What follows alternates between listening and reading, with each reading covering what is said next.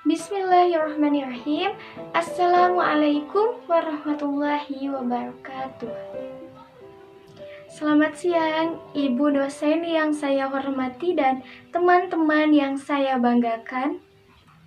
Puji syukur marilah kita panjatkan kehadiran Allah Subhanahu wa Ta'ala atas rahmat kesehatan untuk kita semua. Tak lupa juga sholawat serta salam tercurahkan kepada junjungan kita Rasulullah Shallallahu Alaihi Wasallam. Perkenalkan, nama saya Rini Nurhayati. Saya sebagai moderator presentasi kali ini. Halnya yang teman-teman tahu, saya di sini tidak akan sendiri. Bersama teman-teman saya tentunya ada Eki, Syahdila, Septian, Komar Koswara, Mutia, dan Supian. Kami di sini akan mempresentasikan makalah yang berjudul Menyusun Kerangka Karangan.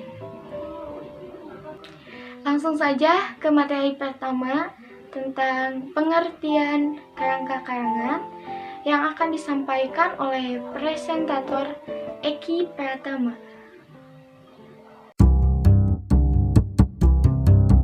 Assalamualaikum warahmatullahi wabarakatuh. Saya di sini akan menjelaskan tentang pengertian kerangka karangan.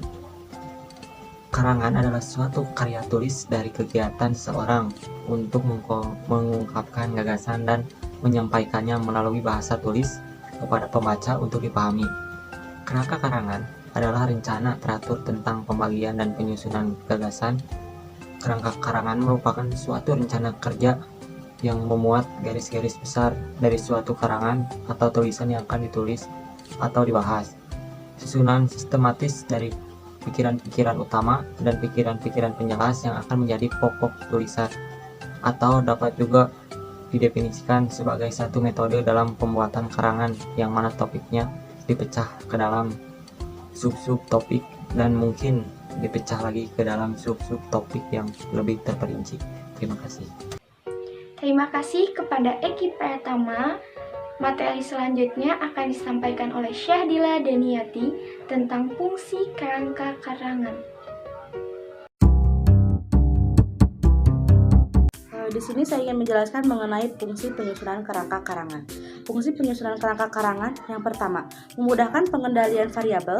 Yang kedua, memperlihatkan pokok bahasan, sub-sub bahasan karangan, dan memberikan kemungkinan perluasan bahasan tersebut, sehingga memungkinkan penulis menciptakan suasana kreatif sesuai dengan variasi yang diinginkan.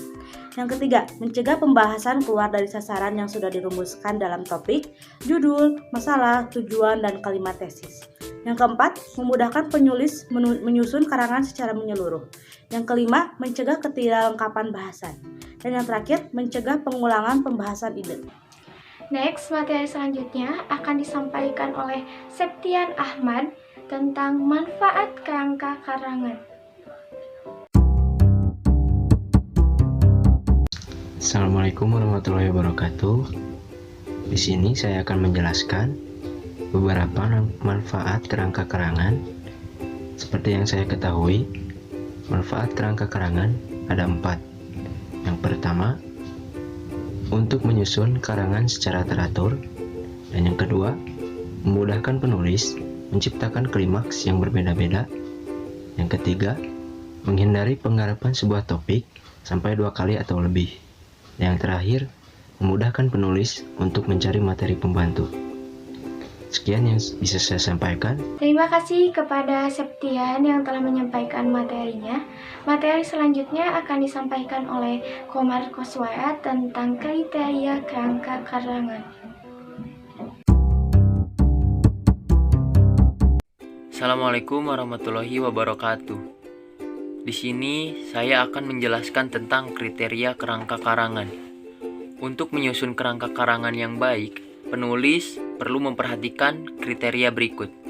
1. Menggunakan bentuk kerangka standar. 2. Menggunakan inden atau larus secara konsisten dan tidak mengkombinasikan bentuk-bentuk tersebut secara bersamaan dalam sebuah kerangka karangan. 3. 3. Menggunakan penomoran secara konsisten. Angka desimal, angka Romawi, kombinasi angka Romawi dan huruf, dan angka Arab. 3. Setiap judul bab diberi nomor secara konsisten. 5. Setiap sebab diberi nomor secara konsisten. 6. Setiap unsur sebab diberi nomor secara konsisten. 7. Setiap detail unsur diberi nomor secara konsisten. 8. Penomoran tidak melebihi 4 angka. 9. Kerangka karangan tidak sama dengan daftar isi. Mungkin cukup sekian yang dapat saya sampaikan. Terima kasih juga kepada Koko yang telah menyampaikan materinya. Materi selanjutnya akan disampaikan oleh Mutiara Berlinda tentang langkah-langkah membuat kerangka karangan.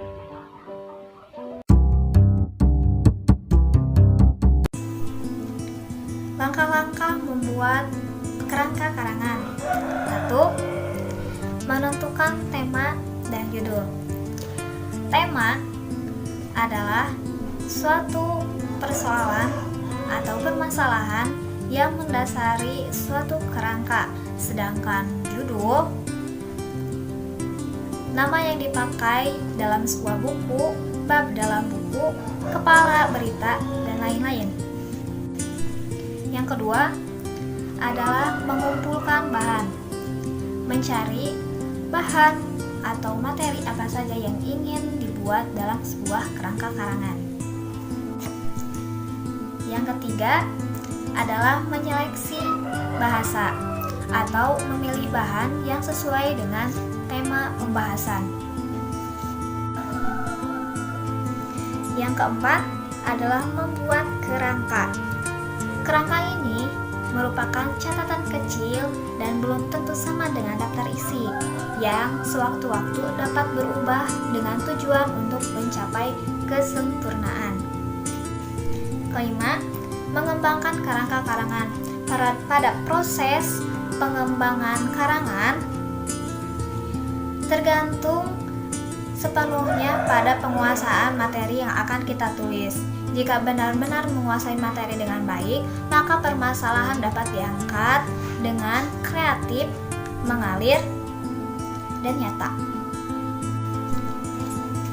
Tahapan membuat kerangka karangan.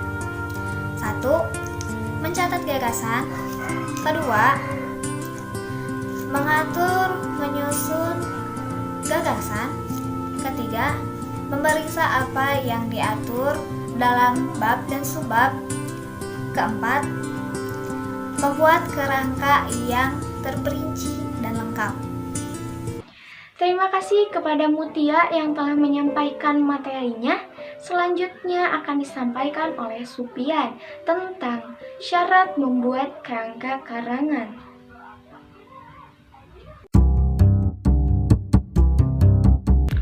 Syarat kerangka yang baik. Pertama adalah tesis atau pengungkapan maksud harus jelas. Pilihlah topik yang merupakan hal yang khas, kemudian tentukan tujuan yang jelas. Lalu buatlah tesis atau pengungkapan maksud. Yang ke-1. Yang kedua, tiap unit hanya mengandung satu gagasan. Bila satu unit terdapat lebih dari satu gagasan, maka unit tersebut harus dirinci. Yang ketiga, pokok-pokok dalam kerangka karangan harus disusun secara logis, sehingga rangkaian ide atau pikiran itu tergambar jelas. Yang keempat, harus menggunakan simbol yang konsisten. Pada dasarnya, untuk menyusun kerangka dibutuhkan langkah-langkah awal untuk membentuk kebiasaan teratur dan sistematis yang memudahkan kita dalam mengembangkan karangan. Kesimpulan presentasi kali ini, karangan adalah suatu karya tulis hasil dari kegiatan seseorang, sedangkan kerangka karangan adalah suatu rencana penulisan yang memuat suatu karangan. Jadi, kedua pembahasan tadi sangatlah berkaitan, sebab sebelum membuat suatu karangan harus telah terlebih dahulu membuat kerangka karangan agar mencapai tujuan, yaitu membuat karangan yang logis, sistematis, dan jelas. Alhamdulillah teman-teman, presentasi kelompok 1 telah selesai dilaksanakan dan berjalan lancar. Semoga ilmunya bermanfaat bagi kita semua dan mohon maaf bila banyak kesalahan. Kami izin pamit mengundurkan diri. Wassalamualaikum warahmatullahi wabarakatuh. Sampai jumpa.